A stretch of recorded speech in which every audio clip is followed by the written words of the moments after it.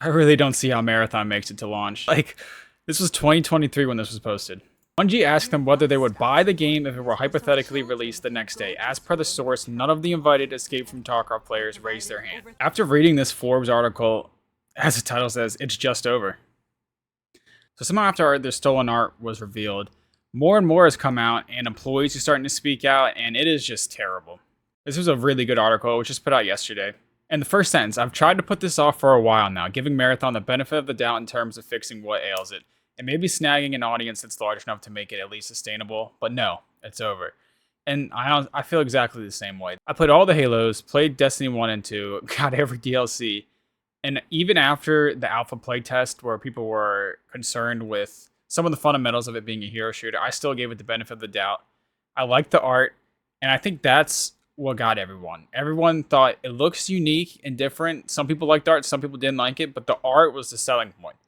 And then when you find out it was blatantly stolen, it truly turned out to be the last straw. The entire idea of this game was a mistake. Bungie said that this came from a bunch of them playing Tarkov a while ago, and I heard that among the group, it was one good old boy in leadership who pushed this to make Bungie's biggest non-Destiny project. And when you hear employees talk, a former developer says Bungie leadership needs to be gutted completely. Working with engineering, Marathon leadership was extremely toxic and humiliating. I won't speak about the rest, but Bungie leadership needs to be gutted completely. I don't think the main developers of this game wanted to make this game at all.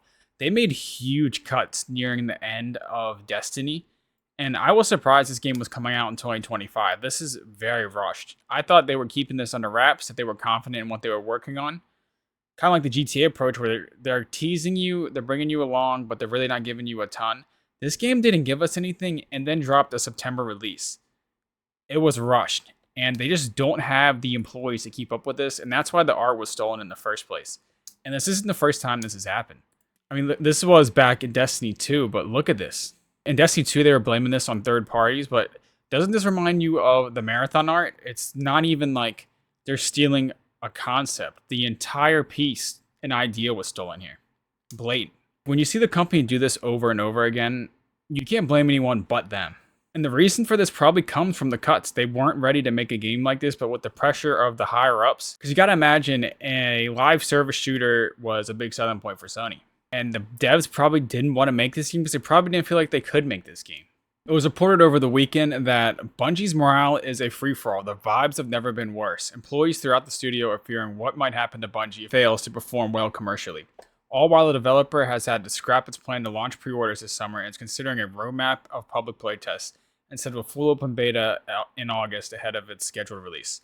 Conspiracies with this. So technically, the employees with Bungie, their stocks within Sony vest end of this year. If Sony were to some reason take their loss and just cut this all together after the game launches, it would make a ton of sense. Like, you launch it in September, it works, you're good to go. If it doesn't work, you just get rid of them before their stocks vest. And it would be Concord all over again. Now, the one part is I imagine the employees, this is a gigantic I told you so, but I don't think this would be the end of Bungie. They've done way too much. As bad as this could get, and this game might not even see the light of day, if we're being honest, like a true release. We might never get that. But even so, a Destiny 1 PC port / remaster or a Destiny 3, it would happen and it would sell well. Let's just be honest. It would still sell well. They're too big of a company to just fail all out, like never make a new AAA game again. That's just not going to happen with the one failure like this, especially in a genre they've never done before. And that's just the reality of it. And all of this bad news follows a disappointing series of closed alpha gameplay tests that ran through late April to early May, with most of the feedback from players either lukewarm or fairly negative outright. And we see this all the time. These playtests on paper sound like a great idea. You give the game early to people who are very familiar with the genre. They give you good feedback, constructive feedback. But what you hear time and time again from these people going on these playtests is what they tell them to change, and then what the game actually launches. This feedback isn't actually making that big of a difference. You see this time and time again where the developers are told, this needs to change. Like, this needs to be removed or completely tweaked, and they don't do it. There's too much ego at play, and that's what this game is. Someone very high up who's been with Bungie since the beginning probably liked Tarkov, wanted to make a game. Miyazaki loved with FromSoft's new Switch exclusive. And that seems to be the same thing here. And you can see the biggest one here. Notably, Forbes report indicates that Bungie leadership often ignored warnings from developers about what would be and what wouldn't be good for Marathon, with the need of a strong PvE element mentioned specifically. And that is like a very key component to these extraction shooters. And when you look at something, this is $40, and when you look at Arc Raiders price, which is also $40, but has the PvPvE and also comes with solo modes, this is the same price point with much more to offer. And it's just, I just don't get, you have these playtests, they tell you what needs to be introduced, and they're trying to make a casual extraction shooter. You were never going to make an extraction shooter that is casual enough, because the concept of being able to lose your loot, potentially your entire vault if you go on bad runs, is exhausting to try to give the game and genre a chance. And we saw this with Call of Duty. They tried making their own DMZ extraction shooter, and it just didn't go well. It was way too casual, and the casuals didn't buy into it. And this was Shroud talking about. Call of Duty wants to have that cross progression. Anything you do helps your account, character, whatever the fuck. This is when Warzone saw their downfall, because they invested heavily in DMZ, something they've never done before, and it affected their multiplayer and their battle royale. DMZ was put first, and it shared the mechanics, the leveling system, the weapons, all of that was all connected, and it just didn't work. It needed to be its own entity. And it didn't have really a reason to play. You know, it didn't have the hardcore feel. It felt like a knockoff version of Warzone, and it didn't have a market or anything like that. There was no end game to it. It's just the casual players don't buy into this extraction as heavily as I think developers think they will. It's not the same as Battle Royale. The game feels uninspired. The shooting in Marathon is fine, but the experience doesn't compare to other titles from Bungie, which has produced some of the best feeling shooters of all time. It feels like a slower version of Apex Legends with maybe one team fight per round and in between. And that's the thing with this. The unique art was its best thing that they had going for them, but then they took it and it felt like Apex Legends with the hero shooter aspect. It didn't feel unique. Halo felt unique. Destiny felt very unique at the time of its release.